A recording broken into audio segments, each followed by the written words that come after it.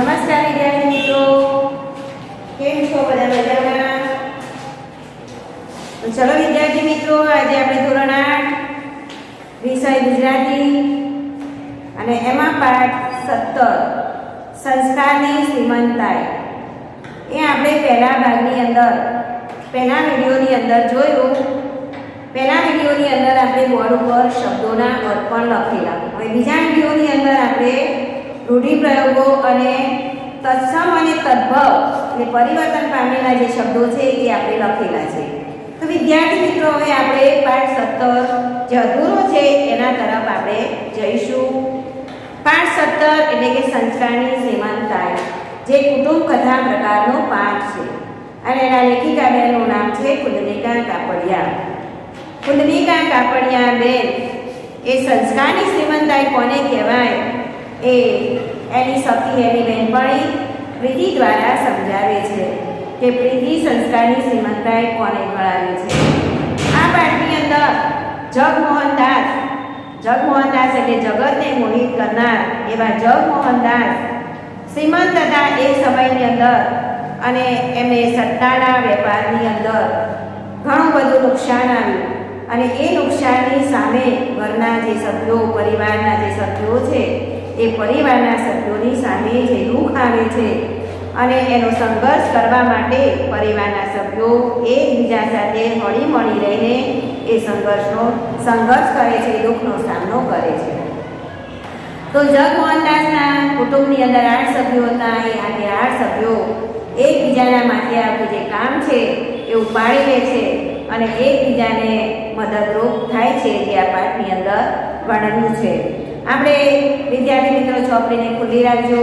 એમાં પાના નંબર 42 ઉપર જોજો છેલ્લો ફકરો. હવે કુંદનિકાબેન કાપડિયા જે છે દાદાને મળે છે. અહીંયા દાદા કોણ છે? તો દયાળજીભાઈ, જે સૌથી મોટા છે, અને એ એમને મળે છે કુંદનિકાબેન કાપડિયા. એટલે દાદાને કહે છે કે દાદા, તમે નિશ્વાસ કેમ મૂક્યો? કુંદનિકાબેન દાદાને મળીને કહે છે કે એ વખતે દાદા કહે છે કે એ વખતે જ્યારે અમારો પરિવાર સુખી હતો, પૈસાદાર હતો, એ વખતે પણ હું બેઠા બેઠા ખાતો હતો અને સવાર પડે ને સરસ મજાની ગરમ ચાનો પ્યાલો આવતો હતો. એવી જ રીતે આજે પણ સરસ મજાની ચા, મસાલાવાળી ચા સવારમાં આવી જાય છે, અને અત્યારે પણ હું બેઠો બેઠો જ ખાઉં છું. પણ અત્યારે મને એ વાતનું દુઃખ છે કે મારા પરિવાર પર જે દુઃખ આવ્યું છે, સુખમાંથી દુઃખમાં આવ્યા છે, એટલે હું પરિવારને કંઈ કામમાં મદદરૂપ થતો નથી, એટલે કે આર્થિક રીતે હું સહાય કરી શકતો નથી. એ વાતનું મને દુઃખ છે કે હું રહ્યો બુઢો, હું રહ્યો ગરડો, મને કામ કોણ આપે? એટલે કુંદનિકાબેન કાપડિયાને આવું બધું કહે છે. એટલે કુંદનિકાબેન કાપડિયા પાછા નિશ્વાસ મૂકતા દાદાને કહે છે કે દાદા, તમે નિશ્વાસ કેમ મૂક્યો? એટલે દાદા જવાબ આપે છે, એમ છે દીકરી, જ્યાં સુધી સાહેબી હતી, જ્યાં સુધી અમારો પરિવાર સુખી હતો, એટલે ખૂબ પૈસો હતો, ત્યાં સુધી તો હું બેઠો બેઠો ખાતો હતો, કે કશું ખરાબ નહોતું લાગતું. પૈસા હતા ને જરૂરિયાત નહોતી, એટલે એ વાતનું મને દુઃખ નહોતું. પણ આજે જેણે કદી કશું જ કામ નહોતું કર્યું એવા આ પાર્વતી, પ્રીતિ અને ઉત્પલા જોશભેર કામ કરવા લાગી ગયા છે. એટલે કે પાર્વતી કોણ છે? જગમોહનદાસના પત્ની. પછી પ્રીતિ છે એમની દીકરી છે, અને ઉત્પલા છે એ એમની પુત્રવધુ છે. તો જેણે કશું જ કામ કર્યું નથી એવા આ ત્રણેય જે સ્ત્રીઓ છે એ ત્રણેય સ્ત્રીઓ ઘરકામની અંદર જોશભેર કામ કરવા લાગી છે. ત્યારે હું બુઢો એમ કે ગરડો કશું કર્યા વગર બેઠો બેઠો હું ખાઉં છું. એ વાતનું મને દુઃખ છે, તે એ મને પૂછે છે. પણ હું હવે શું કરી શકું? હવે મારાથી કંઈ કામ કરી શકાય એમ નથી, એટલે હવે હું કરી પણ શું કરી શકું એમ. મારી જુવાનીમાં તો મેં ઘણું બધું કામ કર્યું, પણ અત્યારે તો આ અવસ્થાએ મને કોણ કામ આપે? જ્યારે મારી યુવાની હતી ત્યારે તો મેં ઘણું બધું કામ કર્યું. એ વખતે મારી હિંમત હતી, શક્તિ હતી, ત્યારે ઘણું કામ કર્યું. પણ મારી ઉંમર થઈ છે, મારું શરીર જે છે નબળું પડી ગયું છે, મારા અંગો શિથિલ બની ગયા છે, એટલે હવે મને કામ પણ કોણ આપે? બસ આ જ વાતનું મને દુઃખ રહ્યા કરે છે તેવું દાદા કોને કહે છે? કુંદનિકાબેન કાપડિયાને, એટલે કે લેખિકાબેનને કહે છે. અને પાછા દાદા આટલું બોલીને દાદા ફરી એમનું મીઠું પણ વિલાયેલું હાસ્ય હસ્યા. ફરી એ હસ્યા તો ખરા, પણ મીઠું હાસ્ય હસ્યા. પણ એ મીઠું હાસ્ય કેવું છે? દુઃખની અંદર ઘેરાયેલું જે હાસ્ય છે એ વિલાયેલા મોઢે હસ્યા. કાંઈ નહીં દાદા, તમારી અવસ્થા પણ ક્યાં છે, તમારી ઉંમર પણ ક્યાં છે? અવસ્થા એટલે ઉંમર. તમારી ઉંમર પણ ક્યાં છે દાદા કે હવે તમારે એ કામ કરવું પડે. મેં આશ્વાસન આપવાનો પ્રયાસ કર્યો. લેખિકાને દાદાને આશ્વાસન આપ્યું ને અંદર ગઈ ત્યાં સુમોહન બહાર જતો વચ્ચે જ મળી ગયો. એટલે એક પછી એક કુટુંબના બધા સભ્યો લેખિકાબેનને મળે છે. ઓહો દર્શનાબેન, ઘણી દિવસે કાંઈ. દર્શનાબેન એટલે કોણ છે? અહીંયા જે કુંદનિકાબેન કાપડિયા છે એ જ દર્શનાબેન, એ જ લેખિકાબેનનું નામ છે દર્શનાબેન. એટલે સુમોહન રસ્તામાં મળે છે એટલે તરત જ સુમોહન કહે છે કે અરે ઓહો દર્શનાબેન, તમે ઘણી દિવસે મળ્યા. કુંદનિકાબેન કાપડિયા કહે છે હા, જરા બહાર ગામ ગઈ હતી. કેમ છે કે કામકાજ માટે નવી નોકરીમાં છે ને, કેવું મારે થોડું કામ હતું બહારગામ માટે ગઈ હતી. પણ હવે તમારે કેમ છે? કામકાજ કેવું ચાલે છે? એટલે કે તમારી નોકરીમાં તમને આનંદ છે ને? સુમોહન બોલે છે આનંદ તો છે દર્શનાબેન, કે આનંદ તો છે. એ પણ નિશાસો મૂકીને સુમોહન બોલે છે અમેરિકા જઈને ભણી આવ્યો એ નકામું તો ન જ જાય ને. એટલે સુમોહન હતો જગમોહનદાસનો પુત્ર સુમોહન, એ અમેરિકા ભણી આવ્યો છે. એટલે કહે છે કે હું અમેરિકા જઈને ભણીને આવ્યો તે તો કંઈ નકામું તો ન જ જાય. પણ એક વાતનું મને પણ દુઃખ છે. એનામાં પર વિષાદની રેખાઓ દોરાઈ ગઈ. કેવી રેખાઓ દોરાઈ ગઈ? વિષાદની રેખાઓ દોરાઈ ગઈ, એટલે કે અફસોસનો ભાવ દેખાયો. દુઃખની લાગણીઓ એના મોઢા ઉપર વર્તાઈ આવી. એટલે કે એના મોઢા ઉપર દુઃખ દેખાયું. એક વાતનો મને દુઃખ થાય છે કે આ પ્રીતિ ઉપર મારી બહુ જ આશા હતી. પ્રીતિ કોણ છે? સુમોહનની બેન છે અને જગમોહનદાસની પુત્રી છે. એટલે કે છે કે પ્રીતિ ઉપર મારી બહુ આશા હતી. પ્રીતિને ખૂબ ભણાવી હતી. સુમોહનને પ્રીતિને ડૉક્ટર બનાવવાની હતી એ આશા હતી. પણ આજે પરિસ્થિતિ બદલાઈ ગઈ છે. એ પરિસ્થિતિને કારણે આજે સુમોહન પ્રીતિને ડૉક્ટર નથી બનાવી શકતો કે નથી અમેરિકા ભણવા માટે મોકલી શકતો. એનું એને દુઃખ છે. એટલે મને આશા હતી કે એને ડૉક્ટર બનાવી અમેરિકા ભણવા મોકલવી હતી. મારે એને ડૉક્ટર બનાવી અને આગળની પદવી મેળવવા માટે એને ભણવા માટે અમેરિકા મોકલવી હતી. તમે તો જાણો છો કે ભણવામાં કેટલી હોશિયાર છે. પ્રીતિ તો મારા કરતાં પણ ભણવામાં હોશિયાર હતી. એટલે મારે એને અમેરિકા ભણવા મોકલવી હતી. એટલે લેખિકાબેનને કહે છે કે તમને પણ ખબર છે કે પ્રીતિ ભણવામાં કેટલી હોશિયાર હતી, જે મારા કરતાં પણ હોશિયાર હતી. કોણ બોલે છે? આ સુમોહન બોલે છે. એટલે મારા કરતાં ક્યાંય વધારે હોશિયાર હતી. મને એમ હતું કે મારી નાનકડી વાલી બહેનને ઊંચામાં ઊંચી શક્ય હશે તે કેળવણી આપીશ.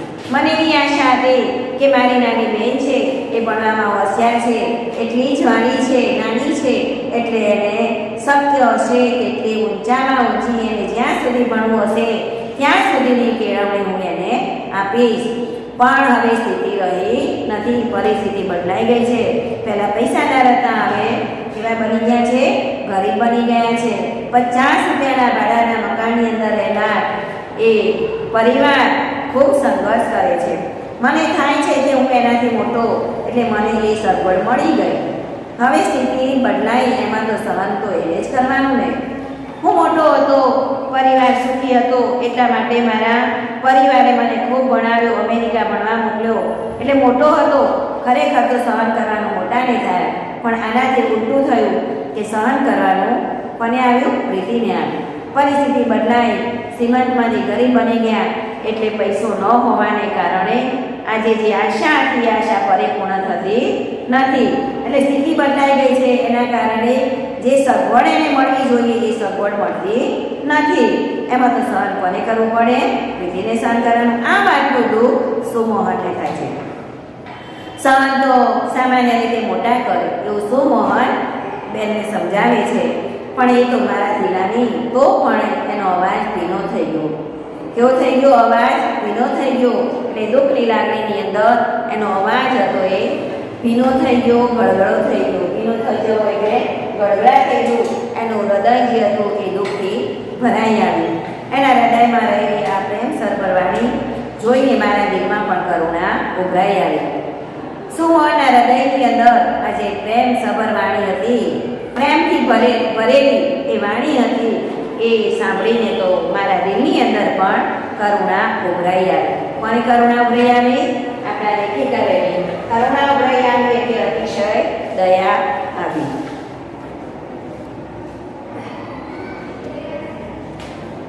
હું બોલી, કાંઈ નહીં સુમોહનભાઈ, સંયોગોથી પરાજિત ન થાય. કાંઈ નહીં સુમોહનભાઈ, સંયોગો સમય એવો હોય તો એનાથી આપણે હિંમત હારી જવાય નહીં, માત ન થવાય. આપણે એને સંઘર્ષ કરવો પડે, પણ મુશ્કેલીઓ સામે ઝૂકી જવાની. મુશ્કેલી આવે તેની સામે ઝૂકી નહીં જવાનું, પણ એની સામે લડત આપવાની, એની સામે સંઘર્ષ કરવાનો, એની સામે આપણે પ્રયત્ન કરીને એ દુઃખમાંથી બહાર આવવા માટે આપણે પ્રયત્ન કરવાનો. એનું નામ જ છે જીવન. તમે આ પુરુષાર્થી છો, મહેનતુ છો, પછી પેટીને શાની ચિંતા? એવું લેખિકા બેન સુમોહનને સમજાવે છે. એ સુમોહનની વાત સાથે પૂર્ણ થતાં એ રસોડામાં જાય છે. રસોડામાં ભાભી ચોખા વીણતા હતા. કયા ભાભી? ઉત્પલા.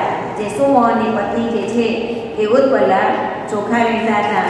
મેં કહ્યું, સાચું કહેજો ભાભી, સુખી છો કે કશુંક દુઃખ થાય છે? સાચું કહેજો ભાભી, તમે સુખી છો કે હજી તમને મનની અંદર કાંઈ દુઃખ થાય છે? ત્યારે ઉત્પલા ભાભી સરસ મજાનો જવાબ આપે છે કે તપસ્વીની ઉંમરના જેવું સુપર્મ સ્મિત કરી ઉત્પલા ભાભી બોલ્યા છે. પેલી તપસ્વીની તપ કરતી જે સ્ત્રી હોય અને એ તપમાંથી ઊભી થતી અને આનંદ સાથે જે ઊભી થાય છે, સ્મિત વેઠી તેના મોઢા ઉપર જે કિલકિલાટ છે એ સ્મિત સાથે એ ઊભા થઈને બોલે છે, અરે બેન, તમે પણ શું એમ માનો છો કે બંગલો ને મોટર ગાડી જ માણસને સુખ આપે? અરે બેન, કોને કહે છે? લેખિકા બેનને કહે છે, અરે બેન, તમે એવું માનો છો કે બંગલો અને મોટર ગાડીઓ હોય તો જ સાચું સુખ કહેવાય? ખોટું છે એમ કે તો બંગલો ને મોટર ગાડી છે કે માણસને સુખ આપે? અરે આ કામ કરવામાં જેટલી મજા પડે છે, સાંજના એ નોકર પરથી થાકીને આવે, અમે જમી લઈએ, પછી રાત્રે 2 ઘડી વાતો કરતા એ શીરો આનંદ મળે છે. એટલે કે છે કે બંગલા ને મોટર ગાડીમાં જે સુખ મળતું હતું એના કરતાં પણ આજે અમને આ કામ કરવાની અંદર ઘણી મજા આવે છે. કામ કરીએ છીએ સાંજે, પછી એ આવે એટલે એમના મિસ્ટર અને નોકરી ઉપર જનારા જે ઘરના સભ્યો છે એ રાત્રે ઘરે પરત આવે એટલે અમે પછી સાંજે બધા સાથે બેસીને જમીએ છીએ, પછી ઘડીક વાતો કરીએ અને એ ઘડીક વાતો કરીને પછી અમે સૂઈ જઈએ છીએ. પણ એ આખા દિવસની જે વાતો કરીએ છીએ એનાથી જે શીરો આનંદ, એટલે સરસ મજાનો આનંદ આવે છે એ અમે પહેલાં મળતો નહોતો. એટલે એ થાય છે કે એ પહેલાં પાર્ટીને ક્લબ એ નિજલોશમાં ક્યારેય ન મળતો. ક્યાં ન મળતો? જલસા કરવાની જે પાર્ટી હોય એને નિજલેશ કહેવાય. મેળાવડો જેને કહીએ છીએ. પાર્ટીને ક્લબોની અંદર વિદ્યાર્થી મિત્રો ખબર છે, આજે પાર્ટીઓને ક્લબોની અંદર આપણે નવરાત્રિની અંદર લોકો ગરબા ગાવા માટે જતા હોય છે. તો આ તો પૈસે ટકે સુખી હતો પરિણામ, એટલે એ પણ પાર્ટીને ક્લબોમાં જતો, મેળાવડોની અંદર જતા. એટલે એ સમયે પણ આટલો આનંદ અમને મળતો નહોતો. પણ એક રંગ તો મનમાં રહે છે, એક દુઃખ તો થાય છે કે આજ સુધી ઘરકામ કર્યું નથી એટલે બરોબર ખાવટ આવી નથી. કારણ કે નોકર ચાકરો હતા, ઘરમાં કામ કરવાની કોઈ જરૂરિયાત ઊભી નહોતી થઈ, એટલે ઘરની સ્ત્રીઓએ કંઈ ઘરકામ કર્યું નહોતું, નોકર ચાકરો કર્યો, બધું કામ ઉપાડી લીધું હતું. એટલે આજે કશું કામ કર્યું નથી, એટલે અમને ઘરકામ કરવાની અંદર થોડી ખાવટ ઓછી આવી છે. અમે ઝડપથી કામ કરી શકતા નથી, એટલે અમને કામ કરતા પુષ્કળ એટલે બહુ જ ઘણો બધો સમય લાગે છે. એટલે કામ કરતા અમને પુષ્કળ વાર લાગે છે, ઘણી બધી વાર લાગે છે. થાય છે પહેલેથી થોડું કર્યું હોય તો આજે હલકો કરી શકે.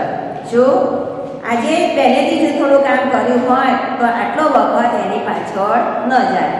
આટલો બધો જે સમય લાગે છે જે ઘરકામ કરવાની અંદર અમે અમને ફાવતું નથી તો પણ અમે કરીએ છીએ. જો પહેલેથી કર્યું હોય તો અમે ઝડપથી આ કામ કરી શકત અને આજે મને વખત મળે તો હું પણ થોડું ઘણું કમાઈ એમના બોજને હલકો કરી શકત. આવી એમની એવી ભાવના છે, કર્તવ્ય ભાવના એ આ પાઠની અંદર વર્ણવાય છે.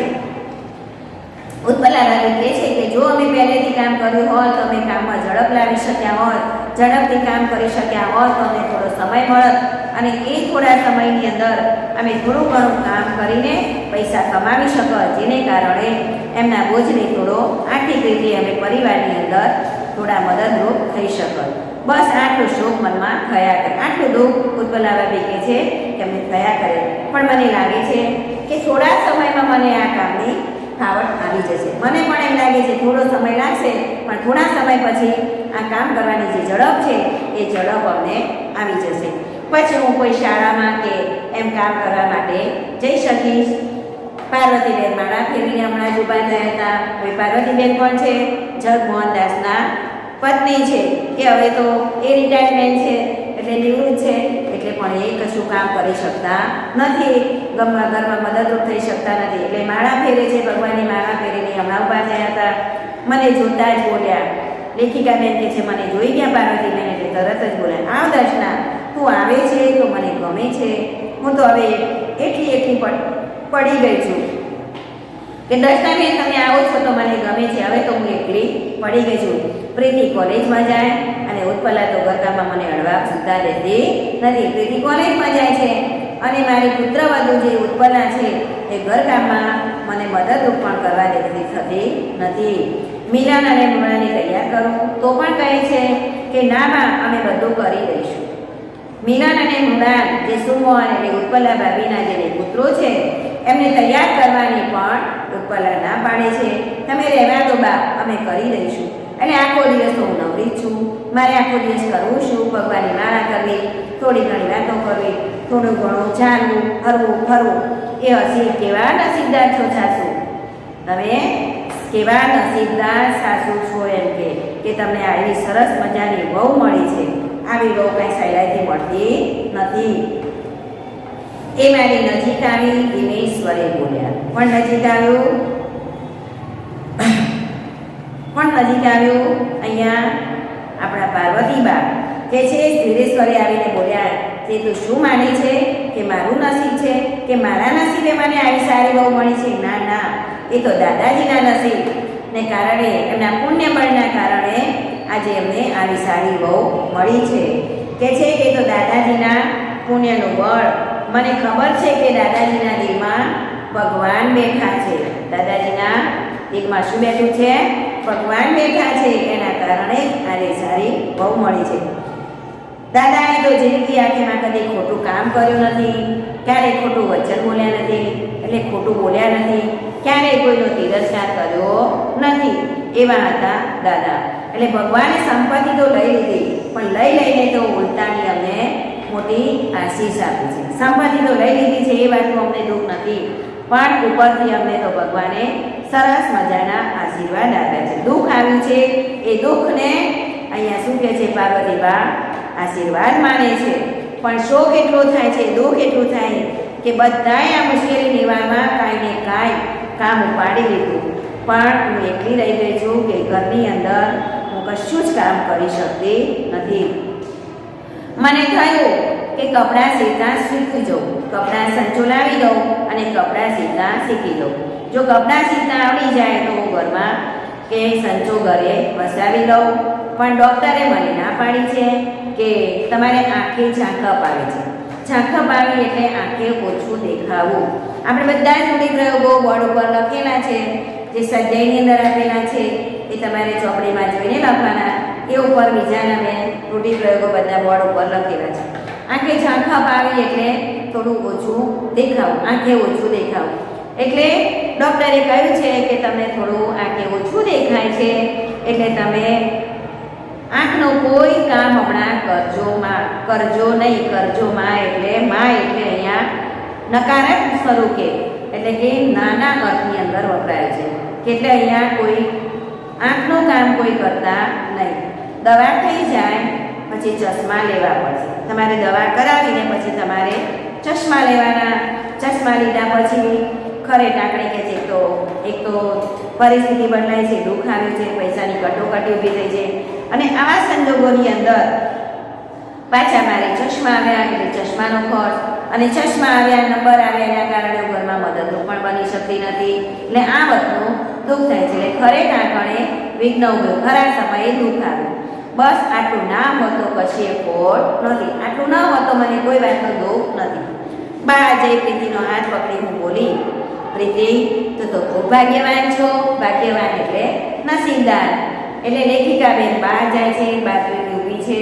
એ પ્રીતિનો હાથ પકડીને લેખિકાબેન બોલ્યા કે પ્રીતિ તું તો ખૂબ ભાગ્યવાન છો, તું તો ખૂબ નસીબદાર છો કે જે ઘરમાં લોકોમાં આટલી કર્તવ્ય ભાવના એટલે કામ કરવાની ભાવના, એટલે કર્તવ્ય ભાવના જે પરિવારની અંદર હોય, પોતાને ઘસી નાખવાની, પોતાની જેટલી તાકાત હોય એટલું કામ કરી શકવાની જે હિંમત હોય, એ જમના હોય, એમના પ્રેમની સુવાસ તો સાચે તને ઈર્ષ્યા કરવા જેવી ભાગશાળી બનાવી દે છે. કેટલો સરસ મજાનો કુટુંબ પરિવાર આપણને મળ્યું હોય, જે કુટુંબની અંદર કર્તવ્ય ભાવના હોય, એકબીજાને ઘસી નાખીને એકબીજાને મદદરૂપ થવાની જે ભાવના હોય, એ જે જમના હોય, એ પ્રેમની જે સુવાસ તારા ઉપર મળે છે, એની તો મને ઈર્ષ્યા આવે છે.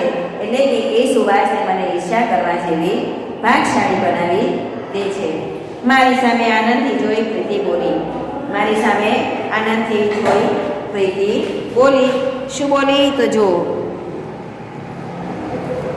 મારી સામે જોઈને, મારી સામે એટલે લેખિકાબેન સામે જોઈને પ્રીતિ બોલી, કર્તવ્ય ભાવના, હું તો એને શ્રીમંત થઈ ગયો. જે કામ કરવાની જે ભાવના છે એને જ હું એમ કે શ્રીમંતાઈ માનું છું. આ પણ કે છે પ્રીતિ બોલે છે. પેલી શ્રીમંતાઈ તો વસ્તુનો આડંબર. આડંબર એટલે કે દેખાવ હતો. શું બાહ્ય દેખાવ હતો? પેલી તો શ્રીમંતાઈ જે પૈસાદાર હતી, એટલે જાઓ ચલાની હતી. વસ્તુ કામ કેવી રીતે કરવું, પૈસા કેવી રીતે કમાવા, આટલો સહકાર, આટલી સમ, આટલું એકતા, જે ભાવના છે એ વખતે ખબર પડી નથી.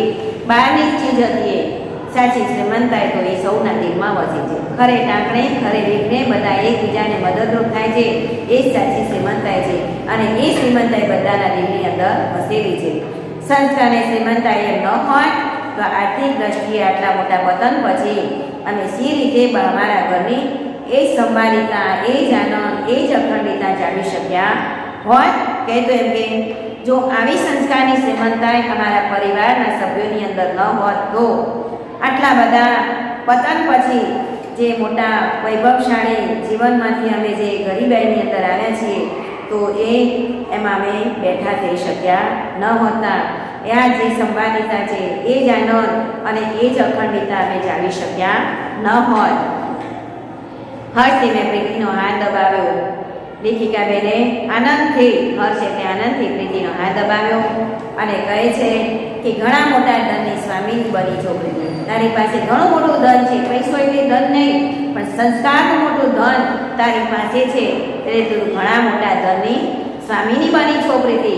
અને આ જે પાઠ છે એ દ્વાર અને દિવાલમાંથી લેવામાં આવેલું છે. વિદ્યાર્થી મિત્રો, આજે આપણે ગૃહકાર્યની અંદર અભ્યાસ સ્વાધ્યાયના સવાલ જવાબ લખવાના છે. શું લખવાનું છે? ગૃહકાર્યની અંદર અભ્યાસ સ્વાધ્યાયના સવાલ જવાબ.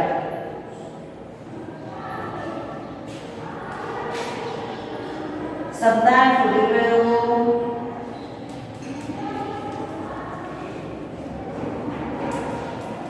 અભ્યાસ સ્વાધ્યાયના સવાલ જવાબ.